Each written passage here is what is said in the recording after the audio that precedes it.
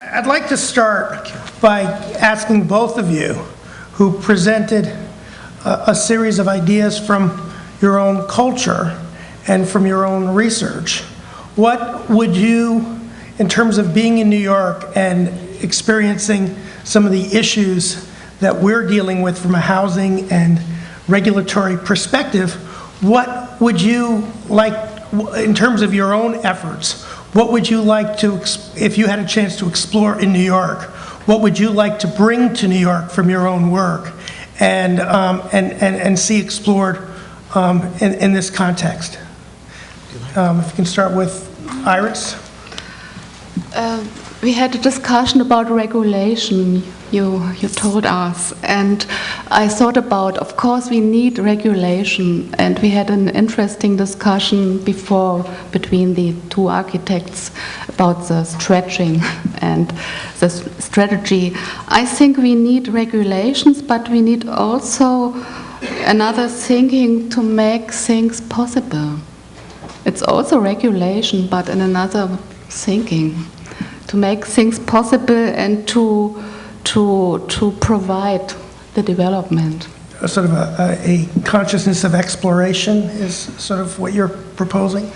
Yes, it's another thing of culture, and it's another thinking about planning, not as an administrator, as a partner. Okay.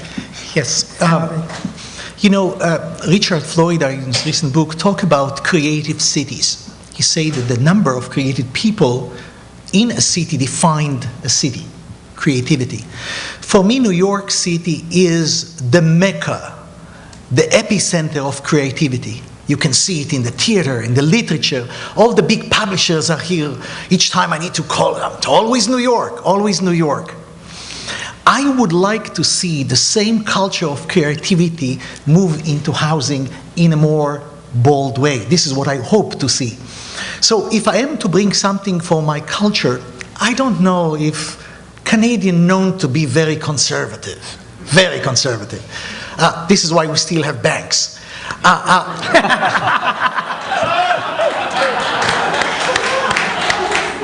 Now, what happened is that I believe that innovation needs to spring from this marvelous city of yours. That the idea is that you need to allow within the realm, and I fully understand the issue of regulation, the safety needs to be there first. But within those regulation and perimeters, this needs to be a place that will be emulated around the world, that we will not only mention Barcelona or other places. When you talk about housing, you will not talk about Holland. You will talk about come to New York and what they've done here. And I think that this can happen, I believe. So the culture of innovation should prevail here too. Do you want to say something? Yes, I think I have an addition. If you speak about the creative situation, for me, New York City is also the main point to be informal. Remember, we walked together in the evening through Chinatown, a very vibration situation with the people, and of course there is law and order and regulation, but if you look at this places, how it works, how the life is there, then you know they have the ability to be informal, to make something. Of course they know the other frameworks, but they do it. They do it. The New Yorkers do it for me.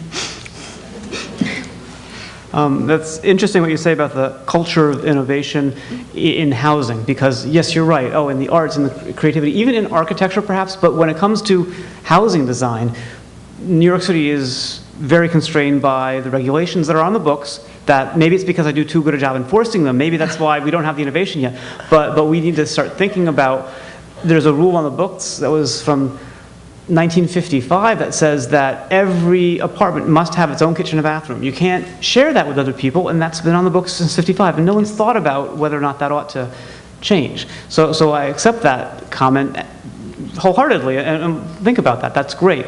I guess also I should also mention that this Plan YC document, which is the New York City's document and blueprint for moving forward to 2030 in terms of sustainability and green initiatives and all those types of things. It's also on the nyc.gov website. You can go and look at it. You don't have to go to Berlin to purchase it. It's available. And we hope people do go to nyc.gov. I was on your website. It was to see.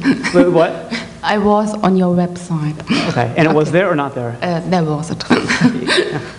Okay, so I have a question about these grow homes. It seems that most of the examples you gave us were 3-story row houses. Can this concept of allowing people to modify and providing space be in more of an urban, dense kind of environment? You didn't quite touch on that. Do you want to expand on that a little or talk about it?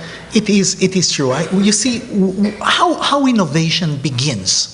There are innovators who wake up in the morning with a great idea and say, this is the idea that will change the world. Luckily, with my colleagues, we did not go that route. I went to the city and I look how the industry works. And I say, oh, this is how they work. Now, let's see how far I can push the envelope. Let's see how come, if I would have come with something that will be completely radical, my chance of succeeded would have been maybe a book that I will write on and disappear. But the idea is that I recognize. So the point is that innovation in housing in New York needs to be homegrown. It needs to come from what you have.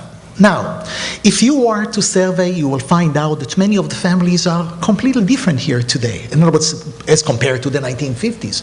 You will find that economic constraints might have changed in the past few years. We talk about the environment, all this list of things. Mm-hmm. And I believe that those perimeters need to inspire, in my opinion, New York innovation. I know that innovation is a big word. So how you could be so you take an issue and you tackle it. And you tackle it to say, I have homeless today. It is an issue. And we saw innovative response last night to the issue of homeless. And there are many other issues that need to follow up and come with other ideas. Right.